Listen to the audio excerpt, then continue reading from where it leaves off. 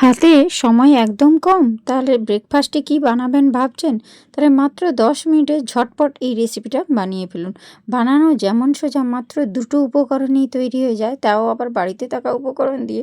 আর খেতে কিন্তু দারুণ টেস্টি হয়।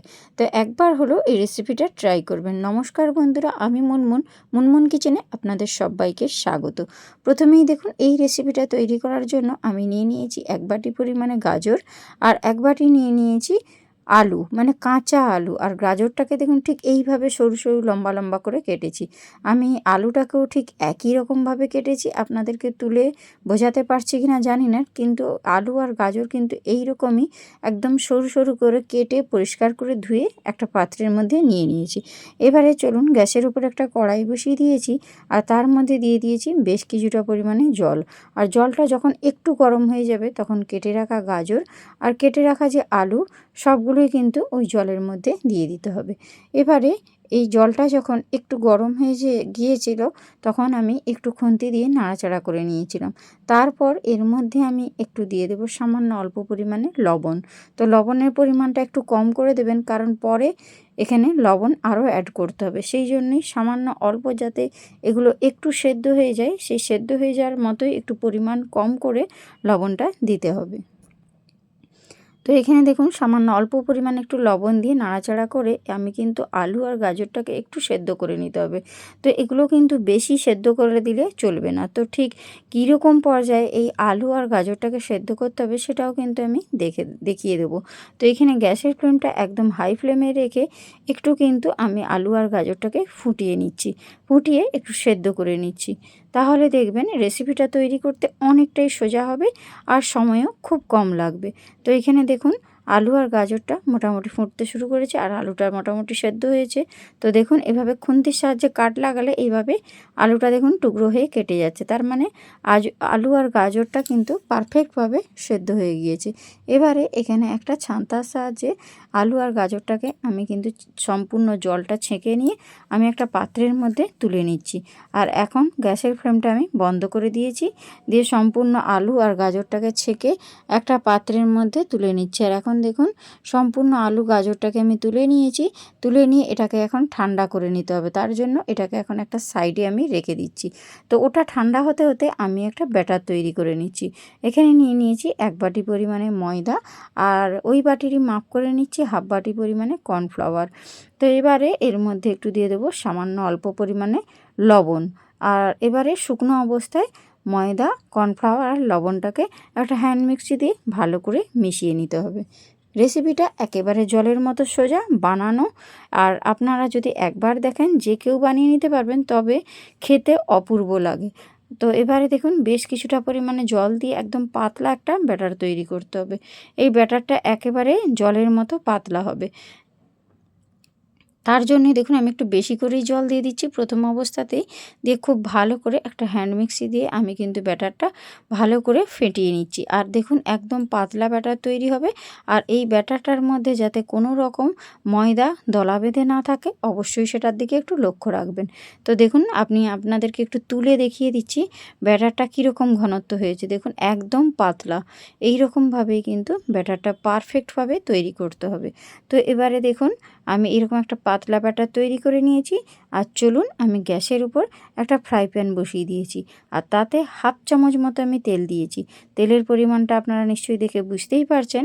খুবই সামান্য অল্প তেল দিয়ে আমি কিন্তু একটা ব্রাশ দিয়ে শুধুমাত্র একবার ব্রাশ করে দিলাম, যাতে ফ্রাই প্যানের মধ্যে জড়িয়ে না যায়। ঠিক সেই জন্যেই কিন্তু তেলটা ব্রাশ করেছি। একদম ধোঁয়াটা গরম হয়ে গেলে ব্যাটারটাকে ঠিক এইভাবে কিন্তু গোলা দিয়ে, তারপরে 1 হাতা ব্যাটার দিয়ে আমি কিন্তু এইভাবে ঘুরিয়ে নিয়ে সুন্দর করে একটা রুটি তৈরি করে নিলাম। মানে এইটাকে আপনারা সিট বলতে পারেন, একদম পাতলা একটা সিট তৈরি করেছি। আর এটাকে আপনারা গোলা রুটি যেরকম বানান সেই রকমও বলতে পারেন, তবে এই সিটগুলো কিন্তু একদম পাতলা হবে। গোলা রুটিটা অনেক সময় একটু মোটা হয়, কিন্তু এখানে মোটা করলে চলবে না, একদম কাগজের মতো পাতলা করে তৈরি করতে হবে। তো দেখুন, আপনারা এটা নিশ্চয়ই দেখে বুঝতে পারছেন যে আমি কিভাবে এই সিটগুলো তৈরি করছি।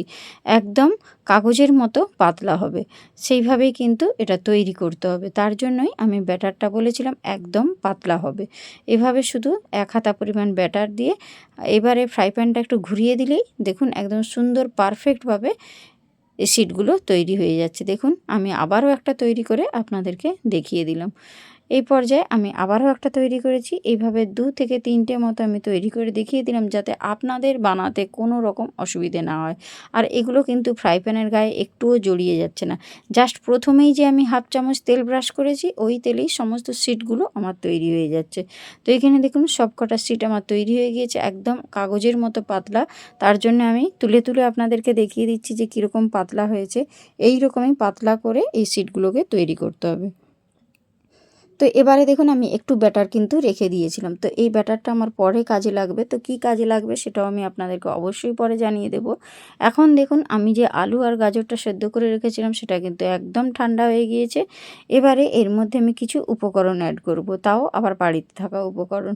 তো দেখুন এর মধ্যে আমি দিয়ে দিচ্ছি সামান্য অল্প পরিমাণে বিট লবণ। যেহেতু আমি সেদ্ধর সময় একটু লবণ দিয়েছিলাম আর লবণটা একটু কম করে দিতে বলছিলাম, কারণ আমি এখানে বিট লবণটা অ্যাড করব। আর দিয়ে দিলাম একটু পরিমাণে 1/2 চামচ সাদা তিল। আর এখানে দিয়ে দিলাম সামান্য অল্প পরিমাণে একটু চাট মশলা। আর এখানে আমি দিয়ে দিচ্ছি ধনিয়া গুঁড়ো 1/2 চামচ। আর সবার শেষে দিয়ে দেব আমি 2 টেবিল চামচ মতো টমেটো সস। ভীষণ চটপটা হয় খেতে আর বানানো খুব সোজা। একবার হলেও আপনারা বাড়িতে ট্রাই করবেন। এবারে আমি সব কিছু উপকরণ হাতের সাহায্যে খুব ভালো করে আলু আর গাজরের মধ্যে মাখিয়ে দিলাম। আর এইভাবে মাখিয়ে নিলে এটা কিন্তু খেতে ভীষণ চটপটা হয় আর ছোট বাচ্চারা তো চেয়ে চেয়ে খাবে। দেখুন এইভাবে মাখিয়ে নিয়েছি। এখানে কিন্তু আমি কোনো রকম লঙ্কা ব্যবহার করিনি, এটা হয়তো আপনারা দেখছেন কিনা জানি না। তো আমি এখানে কোনো রকম কাঁচা লঙ্কা ব্যবহার করিনি। আপনি চাইলে এখানে কিন্তু আপনারা কাঁচা লঙ্কাও ব্যবহার করতে পারেন। শুধুমাত্র আমি এখানে অল্প পরিমাণে একটু চিলি ফ্লেক্স ওপর থেকে ছড়িয়ে দিলাম।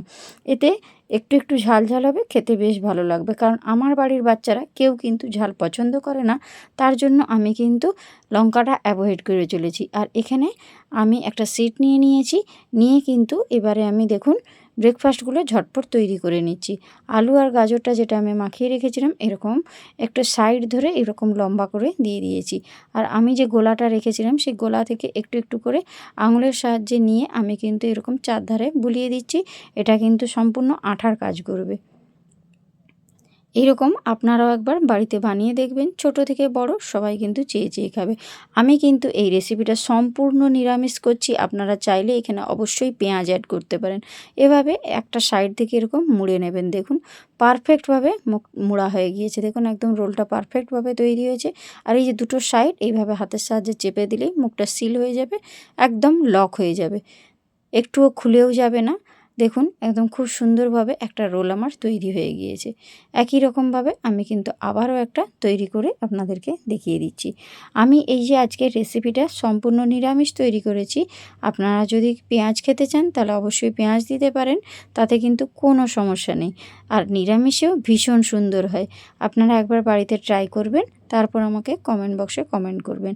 একই রকমভাবে আমি দেখুন আবারও একটা তৈরি করে আপনাদেরকে দেখিয়ে দিচ্ছি, যাতে আপনারা খুব সহজেই এগুলো বাড়িতে তৈরি করতে পারেন। আর আপনাদেরকে আমার একটা কথা বলার অনুরোধ, ভিডিওটা প্রথম থেকে শেষ পর্যন্ত দেখবেন, তারপর কমেন্ট করবেন। আপনাদের একটা কমেন্ট আমাকে ভিডিও বানাতে উৎসাহ করে। তো অবশ্যই রেসিপি যদি ভালো লেগে থাকে তাহলে নিশ্চয়ই বন্ধুদের মধ্যে শেয়ার করে দেবেন। আর আমার চ্যানেলটা সাবস্ক্রাইব করে আমার পাশে থাকবেন। একই রকমভাবে আমি দেখুন এখানে 6টা মতো রোল তৈরি করে নিয়েছি। প্রত্যেকটাই পারফেক্ট হয়েছে আর দেখতে ভীষণ সুন্দর হয়েছে। আপনারা তো এগ রোল, ভেজ রোল অনেক রকম রোল বানিয়ে খেয়েছেন, একবার এইরকম আলু গাজর দিয়ে রোলটা বানিয়ে দেখবেন, এত সুন্দর হয় খেতে যে আপনারা বিশ্বাসই করবেন না। এবারে ফ্রাই প্যানের মধ্যে সামান্য অল্প পরিমাণে একটু তেল দিয়ে তেলটা খুব ভালো করে ধোঁয়া ওঠা গরম করে নিতে হবে। এবারে আমি যে রোলগুলো তৈরি করেছিলাম সেই রোলগুলোর যে দিকটা মুখটা আমি সিল করেছিলাম সেই মুখটা কিন্তু মোড়াটা নিচের দিকে দিতে হবে, তাহলে খুব তাড়াতাড়ি এটা কিন্তু লক হয়ে যাবে, খুলে যাওয়ার ভয় থাকবে না। আপনারা লক্ষ্য করুন আমি ঠিক কিভাবে তেলের মধ্যে দিলাম। যে দিকটা মোড়ার মুখটা রয়েছে সেই মুখটা নিচের দিকে দেবেন, মানে ফার্স্টেই ওটা তেলের দিকে দিবেন, তাহলে কিন্তু এটা ভাজা হয়ে গেলে রোলটা একদম লক হয়ে যাবে, খুলে যাওয়ার ভয় থাকবে না। এবারে একটা চিমটের সাহায্যে এগুলোকে উল্টে পাল্টে ভালো করে কিন্তু একটু ভেজে নেব লালচে করে। একটা সুন্দর কালার আসা পর্যন্ত আমি গ্যাসের ফ্লেমটা লো টু মিডিয়াম ফ্লেমে রেখে এগুলোকে ভেজে নেব। তো এখানে দেখুন মুখটা কিন্তু খুব সুন্দরভাবে সিল হয়েছে, আর কোনো রকম খুলে যাওয়ার কোনো ভয় থাকবে না। আর খুব সুন্দরভাবে এই আলু গাজরের রোলটা তৈরিও হয়ে যাবে। খেতে এত ভালো হয় যে আপনারা বিশ্বাসই করবেন না। এগুলো খাবার জন্য কোনো রকম সসেরও প্রয়োজন হবে না, এগুলো শুধু মুখেই খাওয়া হয়ে যাবে। কারণ আমি যখন এগুলো তৈরি করেছিলাম অলরেডি কিন্তু আমি সস দিয়েই তৈরি করেছি, তার জন্য এগুলো খাওয়ার জন্য কোনো রকম আলাদা করে সসের প্রয়োজন হবে না। বাচ্চাদের স্কুল অফিসে টিফিন বক্সে আপনারা খুব সহজেই এইগুলো বানিয়ে দিতে পারেন মাত্র 10 মিনিটে। এভাবে দেখুন সবগুলো একটু লালচে করে ভেজে নেওয়ার পর আমি চিমটের সাহায্যে একটু তেল ঝারিয়ে ঝারিয়ে এগুলোকে তুলে নিচ্ছি। বাচ্চারা রোজ রোজ একই রকম একঘেয়ে টিফিন রেসিপি খেতে পছন্দ করে না, তাদেরকে ঝটপট যদি এরকম 10 মিনিটে বানিয়ে দিতে পারেন তাহলে কিন্তু খুব ভালোই হয়। আর এটা বানাতে খুব একটা সময় লাগে না, যদি এগুলো হাতের কাছে সব কিছু জোগাড় থাকে তাহলে একেবারে 10 মিনিটে কিন্তু এগুলো তৈরি হয়ে যাবে। উপকরণও খুব কম, নিরামিষের দিনে আপনারা ঝটপট এরকম একটা রেসিপি তৈরি করতে পারেন, দেখবেন খেতে অপূর্ব লাগে।